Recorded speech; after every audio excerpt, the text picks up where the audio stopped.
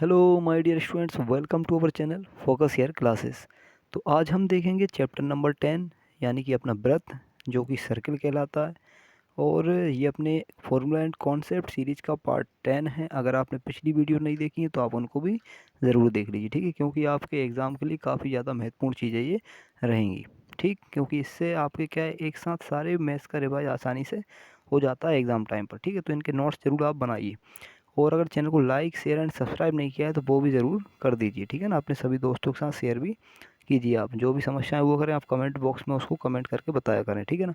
चलिए आइए देखते हैं व्रत के बारे में। ठीक, तो सबसे पहले हम व्रत की बात करेंगे। तो व्रत क्या होता है भाई, जैसे कि आपको दिखाई दे रहा है ये व्रत है एक। और ये बना कैसे, अगर हम इसकी बात करें तो भाई ये अनेक बिंदुओं से मिलके बना है, ठीक है ना। इस लाइन पर क्या होते हैं, अनेक बिंदु होते हैं, यानी कई सारे पॉइंट्स होते हैं। उन सभी पॉइंट्स का एक बिंदुपथ होता है, यानी हम अगर परिभाषा कहें तो कई सारे बिंदुओं का बिंदुपथ इसे हम कहते हैं। जो किसी एक स्थिर बिंदु जो इसके बीच में होता है, ये एक ऐसा पॉइंट जो एक फिक्स्ड पॉइंट होता है, उसे हम सेंटर कहते हैं इसका। और इसी से किसी एक दूरी पर एक दूसरा बिंदु लेते हैं, जैसे हम 360 डिग्री के एंगल पे अब घुमा देते हैं, तो उससे पूरा एक वृत्त बन के तैयार होता है, ठीक है। अब बात यहाँ पे ये आती है कि ये तो सेंटर है मान लीजिए। तो यहाँ पे हम लिखते भी जाते हैं साथ साथ छोटी छोटी चीज़ों को कि भाई इसे केंद्र, यहाँ पे हम बात करें किसकी, केंद्र की। तो ये केंद्र होता है, मतलब कि इसको हम सेंटर कहते हैं, ठीक है। ये एक सेंटर है, केंद्र है। तो इसको हमने किससे दर्शा दिया भाई, इसको हमने कह दिया क्या है, ये ओ है, ठीक है। अब यहाँ पे बात आती है कि इसकी भाई ये जो दिख रही है आपको, केंद्र से परिधि तक की दूरी, यानी कि ओ ए, इसको हम क्या कहते हैं, त्रिज्या कहते हैं या रेडियस कहते हैं, ठीक है। तो ये हो जाएगी अपनी यहाँ पे क्या, त्रिज्या। तो आपको ध्यान रखना कि ये त्रिज्या होती है, इंग्लिश में इसको कहें तो वही क्या कहेंगे हम, रेडियस, ठीक है। तो ये आप पता रहेंगे। अब इसमें आपको ये पता होना चाहिए, रेडियस कोई पूछे तो क्या कहेंगे आप, केंद्र से परिधि तक यानी सरकमफ्रेंस तक की डिस्टेंस को ही आप, दूरी को ही क्या कहते हैं, त्रिज्या या रेडियस कहते हैं, ठीक है। अब बात आती है भाई कि अगर हम त्रिज्या को इस तरफ भी कर देते हैं ऐसा, जो परिधि के दूसरे सिरे को छुए, यानी कि यहाँ पे हम बी कर देते हैं, तो ओ ए और ओ बी ये डबल हो गया, ये दो बार आर वहीं देखिए, डबल आर कर दिया। इसका मतलब ये हुआ कि भाई व्यास बन जाएगा, ये क्या बन जाएगा, व्यास। अब व्यास को हम कहते हैं डायमीटर, ठीक है ना। क्या होता है ये, डायामीटर। तो ये व्यास होता है डायमीटर, और ये बना कैसे है भाई, रेडियस का दुगना। यानी इसको हम कहें तो ये त्रिज्या का क्या है, दुगना है, ठीक है। यानी रेडियस का 2 टाइम हम कर देंगे तो ये क्या बन जाएगा, व्यास। यानी 2r कहते हैं हम इसको, ठीक है ना, व्यास को या डायमीटर को। तो ये तो व्यास हो गया। अब इसके बाद बात यहाँ पे आती है कि भाई एक, अगर हम इसका जैसे खास पॉइंट देखें तो इसको हम यहीं पे लिख लेते हैं पास में भाई स्टार लगा के, कि एक वृत्त में कितनी त्रिज्याएं खींच सकते हैं हम। तो वृत्त में अनेक त्रिज्याएं हो सकती हैं, रेडियस कितनी हो सकती है, इनफाइनाइट, ठीक है ना। तो इनफाइनाइट या अनेक त्रिज्याएं हो सकती हैं एक पॉइंट, तो ये आप याद रखिए, ठीक है। अनेक त्रिज्या होती हैं, ठीक है। तो ये आपको पता होना चाहिए भाई, मैनी इनफाइनाइट यहाँ पे रेडियस लिख सकते हैं हम एक सर्कल के अंदर, ठीक है। तो अब बात यहाँ पे निकल के आती है भाई कि जीवा क्या होती है, ठीक है। तो जीवा की बात हम करेंगे यहाँ पे। तो जीवा, या इसको हम इंग्लिश में कहें तो कॉर्ड कहते हैं, ठीक है। क्या कहते हैं, कॉर्ड। तो ये क्या होती है, तो इसको हम देखें तो भाई जीवा वह होती है जो परिधि के दोनों सिरों को तो छुएगी, यानी कि दो कोनों पे ये काटती हुई जाती है। एक मान ली हमने, मान ली चलिए यहाँ पे सी पॉइंट, और एक हमने कह दिया यहाँ पर डी पॉइंट, ठीक है। तो ये सी डी जो है ये क्या बन गई, जीवा। अब ये होती क्या है भाई, ये होती है जो केंद्र से होकर न जाए। तो ऐसी रेखा होती है ये, ऐसी रेखा जो केंद्र से होकर न जाए, ठीक है। यानी कि such a line which not intersect centre, ठीक है ना। यानी कि सेंटर को इंटरसेक्ट नहीं करती, यानी केंद्र से होकर नहीं जाती है। ऐसी रेखा जो केंद्र से होकर ना जाए, केंद्र से ना जाए, ठीक है। तो ऐसी रेखा होती है जो केंद्र से होकर नहीं जाती। तो ये बात आपको ध्यान रखनी। अब इसके बाद इसमें एक और पॉइंट आता है, वो हम लिख लेते हैं, देखिए आगे लिखेंगे इसको हम। तो भाई इसमें जो पॉइंट आता है कि भाई वृत्त की सबसे बड़ी जीवा, ठीक है। तो एक पॉइंट ये आएगा कि वृत्त की सबसे बड़ी जीवा, सबसे बड़ी जीवा क्या होती है। तो भाई वृत्त की सबसे बड़ी जीवा क्या होती है, आप कहेंगे सर व्यास होती है। क्या होती है, व्यास, ठीक है। यानी कि ग्रेटेस्ट कॉर्ड, ठीक है, ऑफ सर्किल। तो ग्रेटेस्ट कॉर्ड ऑफ सर्किल क्या हो जाएगा भाई, आप इसको कहेंगे डायमीटर, ठीक है। तो ग्रेटेस्ट कॉर्ड, तो ग्रेटेस्ट कॉर्ड क्या हो जाएगा यहाँ पे, ये हो जाएगा डायामीटर, ठीक है। क्या हो जाएगा, डायामीटर। तो आपको इसे याद रखना है, ठीक है, डायामीटर हो जाएगा। तो ये खास पॉइंट था। इसके बाद देखिए इसमें छोटे छोटे पॉइंट जो आप पहले भी पढ़ चुके हैं, वो पॉइंट की भी हम बात करेंगे। जैसे कि आपने इसको अभी देखिए यहाँ पे इसका जो खास पॉइंट हम देखेंगे तो वो क्या होगा, ठीक है ना।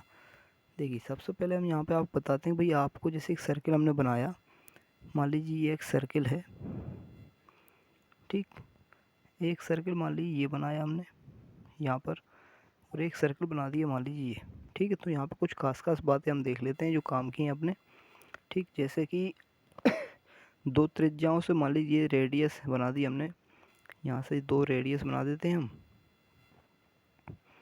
ये एक रेडियस ये बना दी और एक रेडियस ये बना दी, ठीक। तो इनके बीच दो रेडियस से घिरा हुआ ये क्षेत्र होता है, इसको हम क्या कहते हैं भाई, त्रिज्या खंड या एरिया ऑफ सेक्टर, ठीक है। तो ये क्या है, सेक्टर होता है या त्रिज्या खंड होता है, ठीक है ना। सेक्टर वो भी कौन सा, ये माइनर है, तो ये माइनर सेक्टर कहलाता है, या इसको हम कहते हैं लघु त्रिज्या खंड। क्या कहते हैं इसको हम, लघु त्रिज्या खंड इसको हम कहते हैं, ठीक है। तो ये लघु त्रिज्या खंड कहलाता है, ठीक। इसके बाद ये जो पीछे का एंगल बचा, देखिए यहाँ पे एक एंगल भी होता है, इसमें हम एक थीटा एंगल मान सकते हैं कि भाई यहाँ पे जब हमें दिखता नहीं है, मान लीजिए अगर दिखता है ये थीटा होता है, तो इसके जो पीछे बचता है एंगल, वो कितना बचता है, यहाँ पे 360 माइनस थीटा बचता है पीछे का एंगल, ठीक है। और ये जो पूरा पीछे का भाग है, ये वाला पूरा, ये वाला, ये पूरा का पूरा क्या होता है भाई, इसे हम कहते हैं क्या, दीर्घ त्रिज्या खंड, ठीक, या मेजर सेक्टर। तो ये दीर्घ त्रिज्या खंड होता है, तो ये आपको ध्यान रखना है, ये दीर्घ त्रिज्या खंड होता है, ठीक है। या फिर इसको हम कहते हैं मेजर एक्सिस। तो मेजर से ये आपका मेजर सेक्टर हो जाता है, क्या हो जाता है, मेजर सेक्टर हो जाता है, ठीक है। इसके बाद देखिए इस वाले हम जब सर्किल में हम बात करते हैं, जैसे मान लीजिए चलिए यहाँ पे हमने एक जीवा बनाई, तो इसमें जीवा द्वारा क्या होते हैं, दो क्षेत्र बन जाते हैं, दो खंड बन जाते हैं वृत्त के। तो ये नीचे जो दिख रहा है ये वाला एरिया, ये वाला पार्ट, तो इस पार्ट को हम कहते हैं भाई वृत्तखंड। वो भी कौन सा वृत्तखंड, लघु वृत्तखंड। तो ये लघु वृत्तखंड कहलाता है, यानी कि माइनर सेगमेंट कहलाता है, इसे हम कहते हैं माइनर सेगमेंट। तो इसको आप माइनर सेगमेंट कहेंगे, ठीक है ना। तो इसे आप ध्यान रखिए, ये माइनर सेगमेंट है, और ये जो ऊपर का पूरा भाग बच रहा है, इसे हम कहते हैं मेजर सेगमेंट। ये मेजर सेगमेंट होता है। तो ये आपको ध्यान रखना, ये कुछ खास बातें थी, ठीक है। यानी कि इसको हम दीर्घ वृत्तखंड कहेंगे, क्या कहेंगे, दीर्घ वृत्तखंड, ठीक है। ये दीर्घ वृत्तखंड होता है। तो ये बातें कुछ आपको खास खास इसकी ध्यान रखनी थी। चलिए अब हम बढ़ते हैं आगे, जो कि कुछ खास पॉइंट रहेंगे इसमें। सबसे पहले बात करेंगे स्पर्श रेखा की, ठीक है। तो स्पर्श रेखा क्या होती है भाई, आपको पता होना चाहिए। स्पर्श रेखा मतलब नाम से ही लग रहा है कि भाई टेंजेंट लाइन यानी टच करके जाएगी, ठीक है ना, स्पर्श करके ये जाएगी। तो इसमें हम ध्यान से देखें तो टेंजेंट लाइन क्या होती है, किसी वृत्त की स्पर्श रेखा वह रेखा है जो उसे वृत्त को एक बिंदु पर प्रतिच्छेद करती है। यानी कि the tangent to a circle is a line that intersects the circle at a point, यानी एक पॉइंट पर स्पर्श करेगी। तो वही मान लीजिए यहाँ पे हमने ये एक क्या खींची, टेंजेंट लाइन ये खींची थी, ठीक है। इसका नाम है मान लीजिए एल नाम की लाइन है। तो यहाँ पे ये एक पॉइंट पर यहाँ पे टच कर रही है इसको, ठीक है। तो हम यहाँ लिख देते हैं, मान लीजिए एक पॉइंट पर यहाँ पे एक ए पॉइंट था, इस पे इसने टच कर दिया। तो ये क्या हो गया भाई, स्पर्श रेखा हो गई, यानी टेंजेंट लाइन हो गई, ठीक है ना। इसके बाद यहाँ लिखा है देखिए पॉइंट कि वृत्त के एक बिंदु पर एक और केवल एक ही स्पर्श रेखा खींची जा सकती है। यानी कि one and only one tangent can be drawn at a point of a circle. वृत्त के एक बिंदु से केवल एक ही स्पर्श रेखा खींच सकते हैं, ये बात भी आपको ध्यान रखनी है। आगे बढ़ते हैं, देखिए तो इसमें लिखा हुआ है भाई एक वृत्त पर दो समांतर स्पर्श रेखाएं खींची जा सकती हैं। यानी कि अगर एक वृत्त है तो उस पर हम दो समांतर स्पर्श रेखाएं खींच सकते हैं। अब कैसे खींच सकते हैं भाई, देखिए जैसे कि मान लीजिए एक हमने इसमें खींच दी और एक हमने इसमें रेखा खींच दी, तो ये दो ही आमने सामने समांतर हो सकती हैं, मतलब पैरेलल। तो यहाँ लिखा है 2 parallel tangent can be drawn at a circle. तो यानी कि 2 ही यहाँ पे स्पर्श रेखाएं खींच सकते हैं जो समांतर हो सकती हैं। इसमें आप इस तरह से भी खींच सकते हो, ये सामने सामने भी हो सकती हैं, ठीक है, लेकिन खींच पाएंगे 2 ही बस, ठीक है। अब समांतर यानी पैरेलल क्या होता है, रेल की पटरी की तरफ बिल्कुल जो सामने जाए और जिनकी हर बिंदु पर डिस्टेंस यानी दूरी क्या हो, सेम हो, उन्हें कहते हैं 2 रेखाओं क्या, समांतर। तो ऐसी रेखाएं इस पर 2 ही खींच सकती हैं, ठीक है, ये बात आप ध्यान रखिए। और वैसे स्पर्श रेखाएं कितनी खींच सकते हैं हम, अनंत, ठीक। तो वैसे इसमें अनंत स्पर्श रेखाएं हो सकती हैं। तो ये पॉइंट आपको ध्यान इसमें रखना है। आप इसमें एक पॉइंट और बढ़ा लेना, यहाँ पे इसमें हम बढ़ा देते हैं, देखिए एक और पॉइंट, दूसरा पॉइंट इसमें ये था, इसमें हम लिखा नहीं, तो इसको अपन लिख देते हैं, ठीक है ना। तो क्या है दूसरा पॉइंट, देखिए यहाँ इसका दूसरा पॉइंट है कि भाई व्रत में अनंत स्पर्श रेखा हो सकती हैं, अनंत स्पर्श रेखा हो सकती है, यानी एक सर्किल में इनफाइनाइट टेंजेंट लाइन हो सकती हैं। ये बात आपको ध्यान रखनी है, ठीक है ना। चलिए इसके बाद देख लेते हैं हम आगे। तो आगे आपने ये पॉइंट देख ही लिया है भाई। अब इसके बाद बात आ रही किसकी भाई, स्पर्श बिंदु की। अब हम यहाँ पे स्पर्श बिंदु के बारे में जानेंगे, ठीक है ना। तो स्पर्श बिंदु क्या होता है या फिर पॉइंट ऑफ कांटेक्ट कैसे कहते हैं। तो वृत्त और स्पर्श रेखा का वह बिंदु जो ओवेनेस्ट है, ठीक है, स्पर्श बिंदु कहलाता है। यानी कि the point common to a circle and a tangent is called point of contact. तो ये पॉइंट ऑफ कांटेक्ट क्या होता है कि भाई एक रेखा, यानी ये रेखा है और ये अपना एक सर्किल है, ठीक है। तो इस रेखा और इस सर्किल का जो इसका कॉमन पॉइंट है, ठीक है ना, इस रेखा और एक सर्किल का कौन सा पॉइंट, कॉमन पॉइंट, ये जैसे ये कॉमन है, जैसे सर्किल में भी है, यानी वृत्त में भी हो, रेखा लाइन में भी है, ठीक है ना। तो इसलिए ये क्या हो रहा है भाई, इस ये पॉइंट को हम क्या कहते हैं, स्पर्श बिंदु या पॉइंट ऑफ कॉन्टैक्ट कहते हैं, ठीक है। चलिए इसके बाद बात हम करेंगे छेदक रेखा की। यानी कि अब छेदक रेखा, इसको हम कहते हैं भाई प्रतिच्छेदी या सेकंड लाइन बोलते हैं, ठीक है। इसको हम प्रतिच्छेदी रेखा भी कह सकते हैं, ये बात आप ध्यान रखिए, ठीक है। तो प्रतिच्छेदी रेखा यहाँ लिख भी देते हैं हम, इसको हम प्रतिच्छेदी रेखा भी कहते हैं, प्रतिच्छेदी रेखा क्या कहते हैं, प्रतिच्छेदी रेखा, ठीक है, या सेकंड लाइन। तो क्या होती है, वह रेखा जो वृत्त को 2 बिंदुओं पर प्रतिच्छेद करती है, वह रेखा वृत्त को 2 बिंदुओं पर प्रतिच्छेद करती है, उसे हम क्या कहते हैं, छेदक रेखा कहते हैं, ठीक है, वह छेदक रेखा कहलाती है, ठीक। यानी कि हम इसको इंग्लिश में देखें तो the line which intersect a circle eight 2 points is called the second line of a circle, ठीक। एक होती है अप्रतिच्छेदी रेखा यानी नॉन इंटरसेक्टिंग लाइन। तो वह रेखा जो वृत्त को प्रतिच्छेद नहीं करती, वृत्त की अप्रतिच्छेदी रेखा कहलाती है, ठीक है। तो जो वृत्त को बिल्कुल भी नहीं काटती कहीं भी, उसको हम क्या कहते हैं, नॉन इंटरसेक्टिंग लाइन कहते हैं। तो अब देखिए हम यहाँ पे सर्किल के हिसाब से पहले देखते हैं छेदक रेखा क्या है, यानी सेकंड लाइन क्या है। मान लीजिए मैंने एक रेखा खींची, ये एक रेखा जा रही, इसका नाम है एल, ये इस पूरे सर्किल को 2 पॉइंट पर डिवाइड कर रही है, यानी एक पॉइंट पे यहाँ पे ए पर काट रही है और एक यहाँ बी पर, ठीक है। तो जब कोई रेखा अंदर इसमें चीरती हुई निकल जाए इसको, या छेद करती हुई चली जाए, उसको हम कहते हैं छेदक रेखा, ठीक है, जो 2 बिंदु पे काटती है। तो ये बात आप ध्यान रखिए। अब अप्रतिच्छेदी या नॉन इंटरसेक्टिंग लाइन क्या होती है, तो भाई जैसे मान लीजिए एक रेखा खींची मैंने, ये इसको कहीं भी देखो टच नहीं कर रही, दूर से निकल गई इसकी, तो इसको ये टच नहीं कर पा रही। मान लीजिए एम लाइन थी, ये इसको टच नहीं कर रही कहीं भी, इसलिए ये नॉन इंटरसेक्टिंग लाइन कहलाती है या अप्रतिच्छेदी रेखा कहलाती है, ठीक है। तो ये आपको ध्यान रखना है। अब इसके बाद हम बात करें कुछ इंपॉर्टेंट पॉइंट्स की जो काफ़ी इंपॉर्टेंट रहेंगे आप सभी के लिए। सबसे पहला पॉइंट इसमें क्या है कि किसी वृत्त पर स्पर्श रेखा स्पर्श बिंदु से जाने वाली त्रिज्या पर लंब होती है।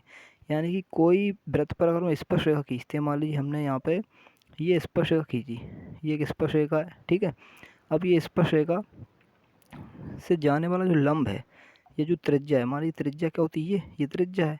तो ये स्पर्श रेखा पे क्या होती है भाई, ये लंब होती है, ये हमेशा क्या होती है, 90 डिग्री का एंगल बनाती है त्रिज्या इस स्पर्श रेखा पर, ठीक है। तो ये आपको ध्यान रखना है। इसके बाद वृत्त के अंदर स्थित किसी बिंदु से कोई भी स्पर्श रेखा खींची नहीं जा सकती।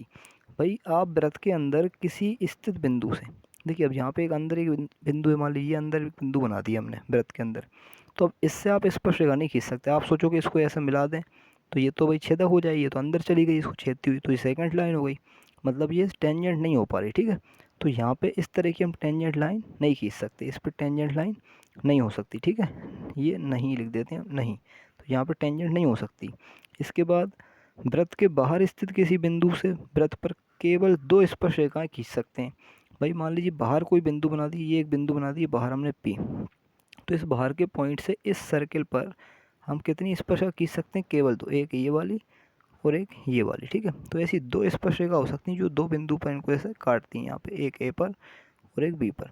तो PA और PB नाम से 2 क्या हुई स्पर्शरेखा हो सकती है, ठीक है। इंग्लिश में भी लिखा हुआ है only 2 tangents can be drawn from any point located outside the circle to the circle, ठीक है। तो ये आपको ध्यान रखना है। अब इसके बाद देखिए बात हम करेंगे थोड़ा और आगे, जहाँ इसमें जो अगले पॉइंट है वो क्या है देखिए। तो इसमें बात आ रही है किसकी? भाई किसी वृत्त के बाहर स्थित बिंदु से वृत्त पर खींची गई नई स्पर्श रेखाओं की लंबाइयाँ क्या होती समान, यानी कि the tangents drawn to a circle from a point outside the circle have equal lengths. यानी कि कोई एक सर्किल है, मान लीजिए हमने एक सर्किल बनाया यहाँ पे, ये एक सर्किल हमने ड्रॉ कर दिया यहाँ पे, मान लीजिए ये एक सर्किल है, ठीक है। अब इस पर हम मान लीजिए कोई एक स्पर्श रेखा खींचते हैं बाहर के पॉइंट से, तो ये एक बाहर का पॉइंट है, मान लीजिए P पॉइंट है ये, ठीक। एक सेकंड, इसको हम P पॉइंट से ही बना देते हैं। तो ये एक P पॉइंट बना दिया, ठीक है। अब इस P पॉइंट से इस सर्किल पर 2 स्पर्शरेखा खींच सकते हैं हम, ठीक है। और ये जो दोनों स्पर्शरेखा होती हैं, हमेशा ध्यान रखो, एक P A पर काट रही है मान लीजिए, एक इसको B पर काट रही है। तो ऐसी जो 2 स्पर्शरेखा ये खिंची हुई हैं, ये दोनों क्या होती हैं? सेम होती हैं। दोनों क्या होती हैं? सेम। यानी कि यहाँ पे हम लिख सकते हैं कि भाई PA बराबर होता है PB। तो ये आप इसमें नोट कर सकते हैं, ठीक है। PA इक्वल होता है किसके? PB के, ठीक है। तो ये बराबर होता है। अब इसके बाद अगला पॉइंट है भाई, 2 संकेंद्रीय वृत्त में बड़े वृत्त की जीवा जो छोटे वृत्त को स्पर्श करती है, स्पर्श बिंदु पर समद्विभाजित करती है, ठीक है ना। मतलब ये ऐसा कहना चाह रहे हैं, मान लीजिए ये एक सर्किल है, यहाँ पे हम एक पहले सर्किल बना लेते हैं। तो देखिए एक वृत्त बनाया हमने, अब वृत्त कैसा है वो आपको हम बता देते हैं। मान लीजिए ये एक वृत्त बनाया, अब इसमें बात हो रही भाई, इसमें 2 वृत्त हैं, है ना, एक छोटा और एक बड़ा है। मान लीजिए एक वृत्त और बना दिया, ठीक है। अब इन दोनों वृत्त के बीच में क्या है? इनका सर्किल है, यानी एक सेंटर है, ये सेंटर। तो सबसे पहले बात कर रहे हैं हम किसकी? समकेंद्री वृत्त की। तो समकेंद्री यानी कि कोसेंट्रिक, यहाँ पे लिखा है कोसेंट्रिक सर्किल, ठीक है। तो कोसेंट्रिक सर्किल मतलब जिसका सेंटर यानी कि C एक ही हो, केंद्र क्या हो? सेम हो, केंद्र एक ही हो, बाकी वृत्त उसके ऊपर कितनी बन जाए, सर्किल कितनी हो, लेकिन सेंटर क्या हो? एक ही हो, उसे कहते हैं संकेंद्री या कोसेंट्रिक। तो ये कह रहे हैं बड़े वृत्त की जीवा, ये बड़े वृत्त की हमने जीवा खींची, ठीक है, जो छोटे वाले वृत्त को क्या कर रही है? स्पर्श कर रही है, यहाँ पे एक पॉइंट पर स्पर्श कर रही है। तो इस स्पर्श बिंदु, ये स्पर्श बिंदु है, मान लीजिए एक A पॉइंट है, स्पर्श बिंदु है।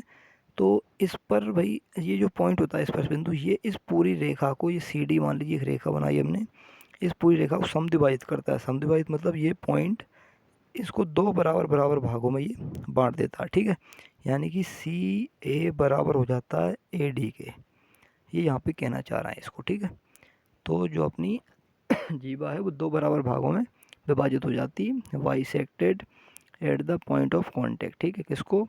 अपने ये कोड को, ठीक है। यहाँ पे कोड दिखा देखिए, ये जो कोड को 2 बराबर पार्ट में डिवाइड कर देता है। तो ये आपको ध्यान रखना है। अब इसके बाद ये पॉइंट काफ़ी इंपॉर्टेंट है आप, कि किसी वृत्त के व्यास के सिरों पर खींची गई स्पर्श रेखाएं समांतर होती हैं। कोई मान लीजिए एक सर्किल है, ये हमने सर्किल बनाया और इन्होंने कहा है कि उसके व्यास के सिरों पर, मान लीजिए एक सर्किल है और इसके व्यास बनाए हमने, मान लीजिए सबसे पहले तो ये एक व्यास बनाया, ठीक है। ये व्यास क्या होता है? जो इसके सेंटर बीच से क्या हो होकर जाता है, ये बीच से होकर जा रहा है, ये व्यास है AB, ठीक है। तो इस व्यास के सिरों पर खींची गई कौन? स्पर्श रेखाएं। ये मान ली व्यास के सिरे पर खींची गई स्पर्श रेखाएं हैं, ये स्पर्श रेखा जा रही है मान ली इसको टच करके यहाँ से। तो ये कह रहे हैं भाई ये रेखाएं सब समांतर होती हैं, आपस में क्या होती हैं? समांतर। क्यों हो जाती हैं? क्योंकि यहाँ पे ये 90 डिग्री के एंगल बनते हैं, ठीक है, हमेशा यहाँ टच करके जाती हैं, इसलिए। तो उस वजह से क्या हो जाता है भाई, ये हमेशा समांतर होती हैं, ये ध्यान रखिए आप, ठीक है। अगला पॉइंट क्या है कि स्पर्श बिंदु से स्पर्श रेखा पर खींचा गया लंब वृत्त के केंद्र से होकर गुजरता है। भाई स्पर्श रेखा, मान लीजिए एक सर्किल बनाया, ये एक सर्किल हमने ड्रॉ कर दिया है, ये इस सर्किल पर स्पर्श रेखा पर जो लंब खींचा गया, मान लीजिए एक स्पर्श रेखा बनाई, ये एक स्पर्श रेखा है जो इसको टच करती हुई जा रही है। अब इस पर एक लंब खींचा हमने, ये, ठीक है, ये लंब खींचा, ये सेंटर था। तो ये जो लंब है वृत्त के केंद्र से होकर गुजरता है, ये कैसा कहना चाह रहा है, लंब हमेशा 90 डिग्री का होता है, ये आप ध्यान रखिए स्पर्श रेखा पर, ठीक है। तो ये इंपॉर्टेंट पॉइंट था, इंग्लिश में भी लिखा हुआ है, इंग्लिश वाले भी इसे नोट कर पाएंगे, ठीक है। चलिए अगला दिया है इसके बाद कि किसी वृत्त के बाहरी बिंदु से वृत्त पर खींची गई स्पर्श रेखाओं के बीच का कोण स्पर्श बिंदुओं को मिलाने वाले रेखाखंडों द्वारा केंद्र पर बनाए गए कोण का संपूरक होता है। कहने का मीन क्या है भाई, कहने का मीन ये है कि ये एक सर्किल है, मान लीजिए ये एक सर्किल है, ठीक है।